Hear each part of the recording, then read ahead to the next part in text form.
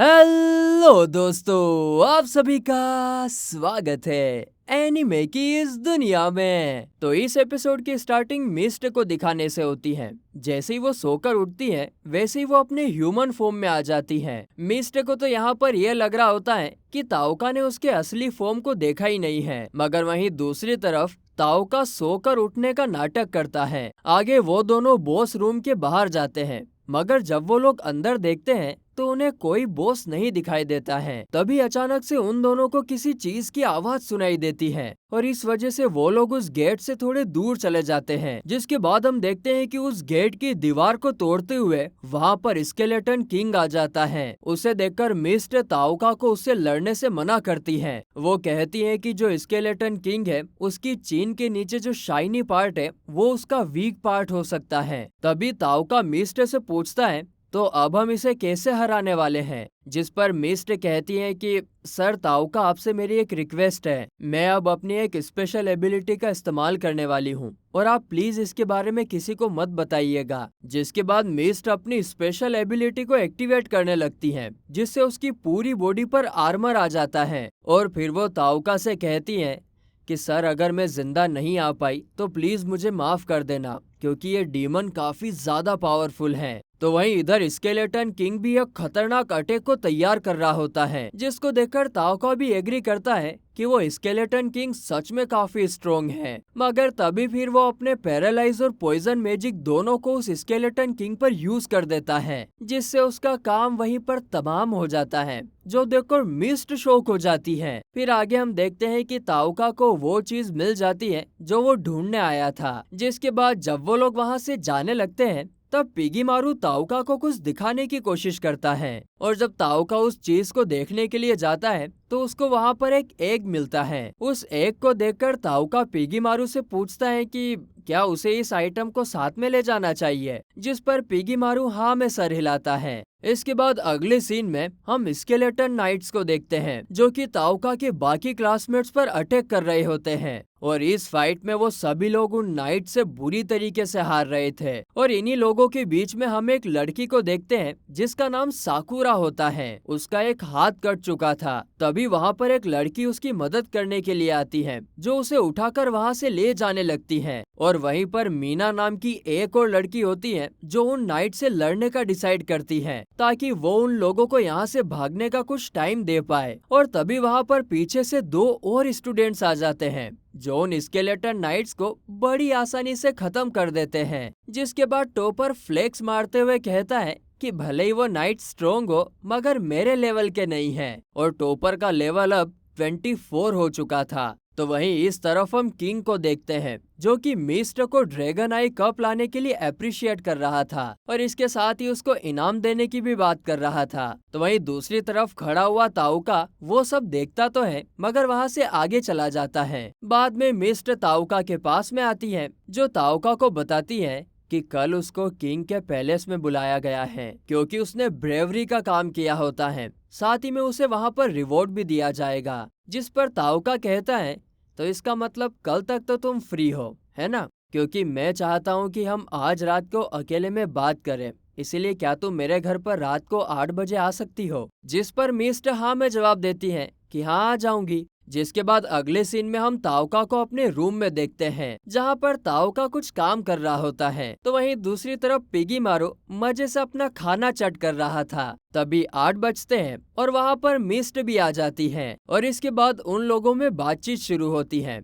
जिसमें ताओका मिस्ट से मदद मांगता है। किस बात की मदद? दरअसल विच तक पहुंचने के लिए उसे एक नाइट की जरूरत होती है, क्योंकि उसको यह एहसास होता है कि अगर उसके साथ एक स्किल्ड नाइट होगा तो उसका मिशन आसान हो जाएगा। लेकिन इस पर मिस्ट ताओका को बताती है कि उसे तो जोनाटो में जाना है, लेकिन अगर वो गोल्डन डीमन जोन से जाती है तो उसका सफर आसान हो जाएगा। आगे फिर ताओका कहता है, अच्छा सेरास, क्या मैं तुमसे एक बात पूछ सकता हूँ? जिस पर मिस्ट हाँ में जवाब देती है, हाँ पूछो। लेकिन तभी अचानक से मिस्ट को रियलाइज होता है कि उसका पर्दा फाश हो चुका है, क्योंकि ताओका ने यहाँ पर उसको उसके असली नाम से बुलाया था। जिस पर फिर मिस्ट कहती है, तो आखिर आपको मेरी असलियत का पता लग चुका है। जिस पर ताओका बताता है कि उसको सुलाने वाला वही था। उसने ही अपने मैजिक से उसको सुलाया था क्योंकि वो काफी थकी हुई लग रही थी। और फिर जब वो सो गई तब उसका असली रूप ताउका के सामने आ गया। और वैसे भी अगर तुम मेरे साथ में ट्रेवल करोगी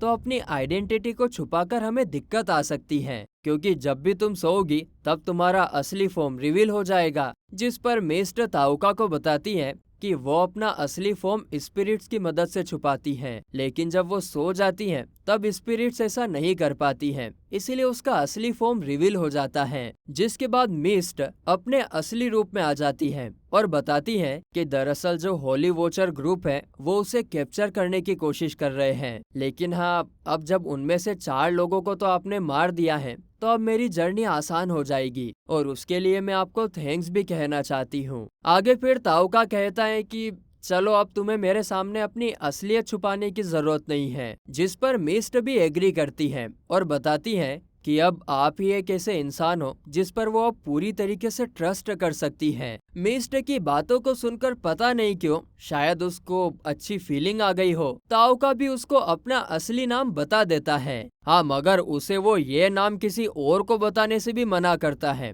और पब्लिक में तो उसे हैटी नाम से ही बुलाने को बोलता है। और आगे वो कहता है कि वो भी उसके परमिशन के बिना उसका नाम किसी और को नहीं बताएगा और पब्लिक में तो उसको मिस्ट नाम से ही बुलाएगा। और फिर ये सारी टर्म्स एंड कंडीशन के बाद दोनों एक साथ ट्रेवल करने के लिए मान जाते हैं। आगे फिर ताउका मिस्ट को एक ब्लू क्रिस्टल देता है पेमेंट के तौर पर, जिसको देख के मिस्ट काफी ज्यादा शॉक हो जाती है और कहती है कि मैं ये नहीं ले सकती हूँ, ये तो काफी ज्यादा कीमती है, ये तो एक ब्लू ड्रैगन का स्टोन है। जो सुनकर ताउका पूछता है कि क्या ये स्टोन सच में इतना ज्यादा कीमती है, जिस पर मिस्ट उसको बताती है कि ये जो स्टोन है वो एक लेजेंडरी ब्लू आई ड्रैगन देता है, जो कि काफी कम बार ही इस स्टोन को देता है। ये स्टोन काफी ज्यादा रेयर है, इतना कि ये तो नॉर्मल मार्केट में बिक भी नहीं सकता है। और सच कहूँ तो इसका इनाम ड्रैगन आइड कप से भी बहुत ज्यादा है, इसीलिए मैं इसे नहीं ले सकती हूँ। और ये कहकर मिस्ट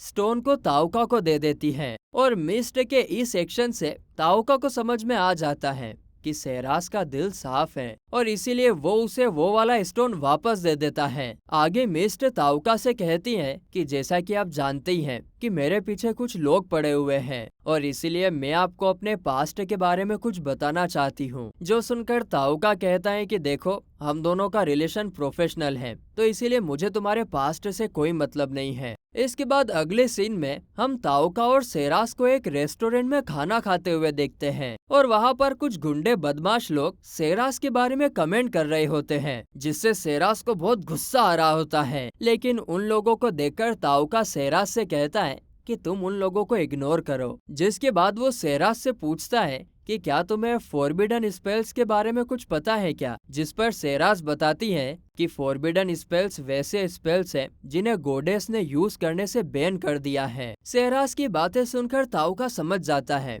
कि ये वैसे स्पेल्स हैं जिसे गोडेस को खतरा हो सकता है, इसीलिए तो उसने इन स्पेल्स को बैन किया है। जिसके बाद सेरास अपना इनाम लाने के लिए किंग के पास जाने लगती है और जाते जाते वो बताती है कि वो दोपहर से पहले फ्री हो जाएगी। जिस पर ताउका कहता है कि ठीक है, मैं तुम्हारा यहीं पर इंतजार करूंगा। और फिर इतना बोलने के बाद वो अपना बनाया हुआ पोशन पिगी मारू पर यूज करने के लिए जंगल में चला जाता है। इसके बाद अगले सीन में हमें सेरेमनी का सीन दिखाया जाता है, जहां पर किंग सभी को बता रहा होता है कि उसने एक मैजिशियन को बुलाया है जो इल्यूजन को तोड़ने में माहिर है, ताकि वो उस ड्रैगन आई कप की प्योरिटी को एक बार चेक कर सके। लेकिन उस मैजिशियन को देखकर इधर सेरास थोड़ी सी डर जाती है। तो वहीं दूसरी तरफ बाहर हम ताउका को देखते हैं, जो कि सेरास का इंतजार कर रहा होता है क्योंकि लगभग अब 1 बज चुके थे। तो वहीं दूसरी तरफ हम गोडेस और मीना को देखते हैं, जहां पर मीना गोडेस से पूछ रही होती है कि साकुरा आप कैसी हैं, जिस पर गोडेस कहती है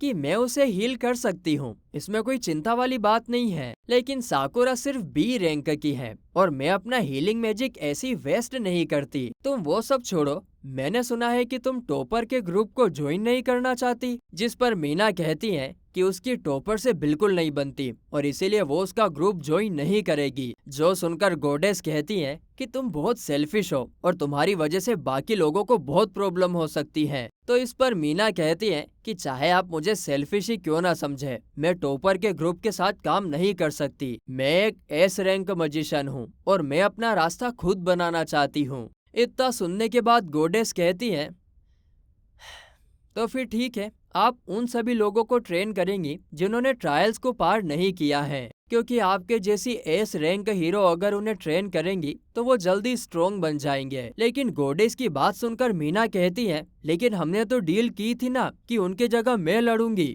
जिस पर गॉडेस कहती है कि किंग का ऑर्डर है कि जो लोग हमारे कोई काम के नहीं हैं उन्हें मार दिया जाए, इसीलिए उन्हें बचाने के लिए आपको उन्हें ट्रेन करना ही पड़ेगा। जो सुनकर फिर मीना को उसकी बात माननी पड़ती है और जब फिर मीना वहाँ से जाने लगती है तो गॉडेस उससे कहती है कि आपको ये बात तो माननी होगी कि जो लोग आपके किसी काम नहीं आ सकते उन्हें आपको पीछे छोड़ना होगा। तो वहीं इधर ताउका अभी भी सेरास का इंतजार कर रहा था, लेकिन वो अभी भी नहीं आई थी। तो वो पिगी मारू से कहता है कि शायद हमसे उसे पहचानने में कोई गलती हो गई है, या फिर ऐसा भी हो सकता है कि वो किसी मुसीबत में फंस गई हो। और फिर ऐसा सोचकर आगे दोनों जब सेरास को ढूंढने के लिए जा रहे होते हैं, तभी रास्ते में उसे दो आदमी की बातें सुनकर पता चलता है कि सेरास की असलियत सबके सामने आ चुकी है और अब उसके पीछे ड्रैगन नाइट्स पड़ चुके हैं, जिनसे बचने के लिए वो डार्क फॉरेस्ट में गई है। तो वहीं दूसरी तरफ डार्क फॉरेस्ट में वो नाइट्स सेरास को ढूंढ लेते हैं और उस पर अटैक करने लगते हैं, मगर यहाँ पर सेरास भी अपनी पावर का इस्तेमाल करके सभी ड्रैगन्स को नीचे गिरा देती है और वो अपने मन में सोचती है कि इल्यूजन टूटने की वजह से मैं अपना रूप नहीं बदल पा रही हूँ और इसकी वजह से मैं अच्छे से लड़ भी नहीं पा रही हूँ। और ये लो रैंक ड्रैगन नाइट्स इतने पावरफुल है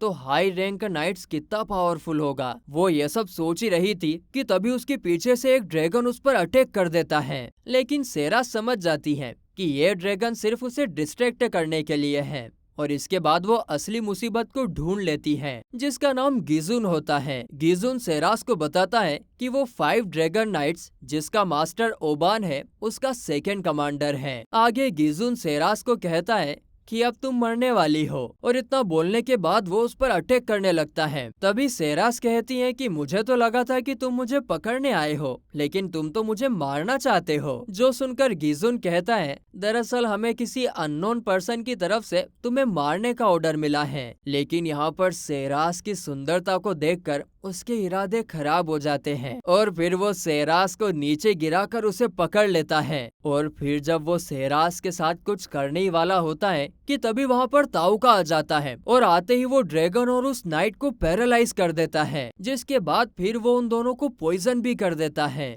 आगे फिर सेरास ताउका से पूछती है कि वो यहाँ पर क्यों आया है। तो ताउका पहले तो ड्रैगन और उस नाइट पर अपना स्लीप स्पेल कर देता है ताकि वो उनकी बातें ना सुन पाए। और फिर ताउका कहता है कि मुझे लगता है कि मुझे तुम्हारी जरूरत है, इसीलिए मैं यहाँ पर आया। जिस पर सेरास कहती है, लेकिन अगर तुम मेरे साथ रहोगे तो तुम्हें भी इन मुसीबतों का सामना करना पड़ेगा। और ऐसा बोलकर सेरास ताउका को उसका जेम वापस लौटा देती है कि अब मैं तुम्हारे साथ नहीं आ सकती। लेकिन तभी ताउका उसे जेम से भरा हुआ पूरा बैग दे देता है और कहता है, तुम्हें मेरा साथ देना होगा, मुझे तुम्हारे से अच्छा एस्कॉर्ट कहीं नहीं मिलेगा। इतना कहने के बाद वो सेरास को वहीं पर अनड्रेस होने के लिए बोलता है।